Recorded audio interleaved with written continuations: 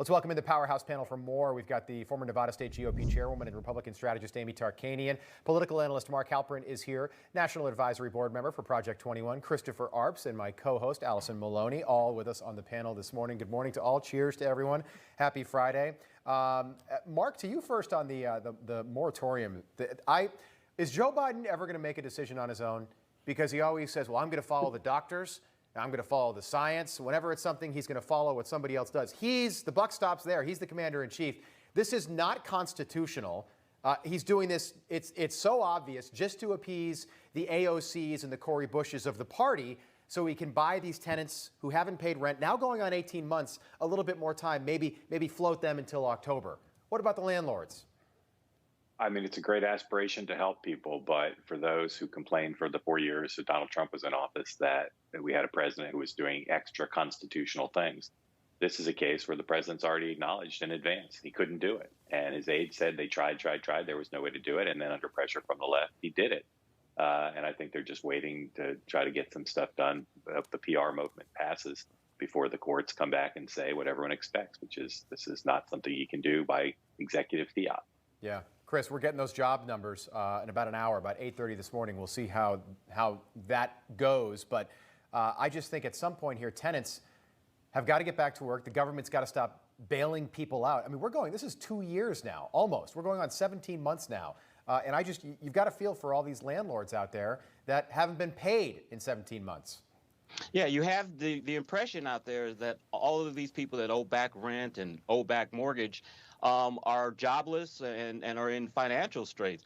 I retweeted a tweet from a Chicago landlord yesterday who owns 2 condos in Chicago, and she said that her tenants are gainfully employed. They have not paid rent since March of last year. She sent them notices to pay their rent, and they're completely ignoring her. And as I've said personally, my father and my brother own about 30 rental houses between them, and they haven't been paid in a lot of those houses in over a year. This is ordinary mom and pop people. This is how they are making their living, is being landlords, and they're being hurt. Yeah, hardworking Americans. I read a piece yesterday that said the majority of landlords, small landlords, not the giant commercial landlords, are conservative. So I'm wondering if politics is playing a role in that decision as well. Allison, good morning. Good morning. How are you? I'm great. You have 3 children, correct? I do. 3 wonderful little girls. I do. I've met one of them. Yes. Have you taken them to Disney World or Land? Mark used to work there. Disney World? Yep. Yeah, they've gone. They're very fortunate. But we have a friend who works there, so. You could say they're very fortunate now because it's a ridiculous expense. Even if I used to live in Florida, it was still super expensive. Yeah. But they have this thing called the Hall of Presidents. So when I lived in Florida, I had the pass. I didn't put the magnet on my car that indicated I had the pass, but I had the pass as a Florida resident to go to Disney. And whenever there were long lines at all the good rides, I would take the kids to the Hall of Presidents. That's secretly where I wanted to go. But like if Space Mountain is like a super long wait, I would go there because there's never a wait at the Hall of Presidents. No. Because nobody cares. Maybe it's because even in 2021, it doesn't seem like we can get these presidents to look anything like the actual president. Joe Biden was given his Hall of Presidents president yesterday. Take a gander. Swear that I will faithfully execute the office of President of the United States, and I will, to the best of my ability, present every American president throughout history.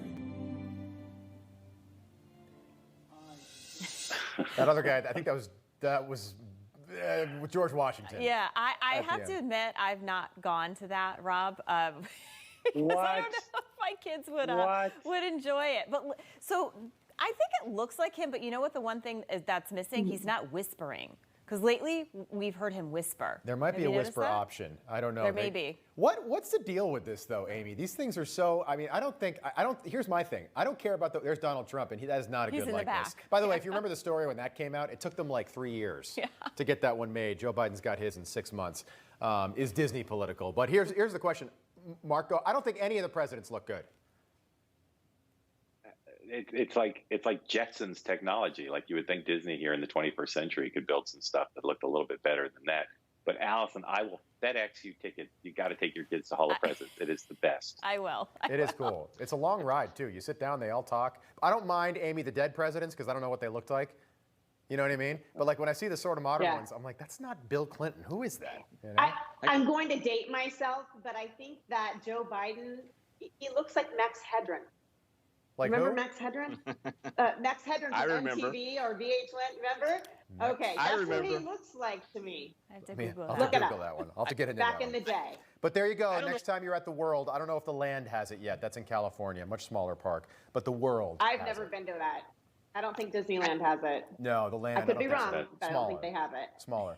Something interesting happened yesterday. The former Assistant Secretary of Homeland Security, a woman by the name of Juliette Kayyem, she wrote a piece that said that there should be a no-fly list for people that are not vaccinated.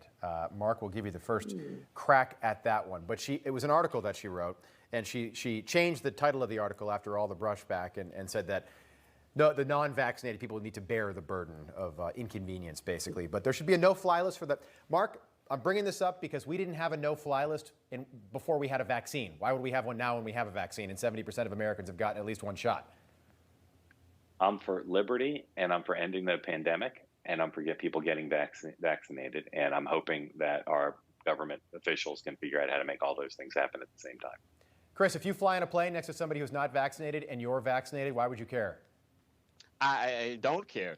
You know, to go back to the Disneyland thing, the Joe Biden robot looks more animated than the actual Joe Biden to me. I mean, Chris, are you talking about the more Disneyland human. thing again? Yeah, he looks more human. I allotted 30 seconds for this segment. I wanted to get my 2 cents in on that one. Does he get no aviators Rob, too? I would care if I were sitting next to someone who was unvaccinated, because even as a vaccinated person, I could still get the virus and pass it on to my family. The That's percentage why I of care. Mark, the percentage of breakthrough cases is 0.003% Right. now. You So know, the odds I of had that a breakthrough case. You know how little research. doesn't mean you can't get it. They're just the percentages are low. Do you know how little research there is? Yeah, but what about? I'm not willing to risk my family's health based on the little research there exists about all this. Okay, but I flew before there was a vaccine. So that means everyone on board was not vaccinated, and planes have not been, there's no science that suggests that planes are vectors, that they are transmission centers. Same with schools. I agree with that. So you're safer on an airplane, Mark. Terrorists are the people that go on no-fly lists, okay? You're safer on an airplane sitting next to somebody who's not vaccinated than you would be with a terrorist. Right. I'm for personal liberty and for ending the pandemic and for people getting vaccinated. But we're not, Well, are we for what about the no-fly lists? migrants? I'm for shutting down the border. There you go. There you go. All right, Allison. And I'm for everybody going to the Hall of Presidents. Hall of Presidents is I'm freaked out great. because I've been. I went to the Wax Museum, Madame Tussauds. And I went, yes, All right, we I've got to been go. there. We got to go. I'm good. Hold on. Here's Max. Was this Victor Hedman? Oh, there he is. Oh, it kind of does. Oh. It kind of does, Tarkanian. Look at that. Thank you. Yeah, we got to get the aviators on Joe Biden, though. He might whisper. Who knows? That might be a feature. Get the vaccine. All right, Powerhouse panel. Good stuff. See you again. Top O the hour. See you then. Great stuff, guys. Great.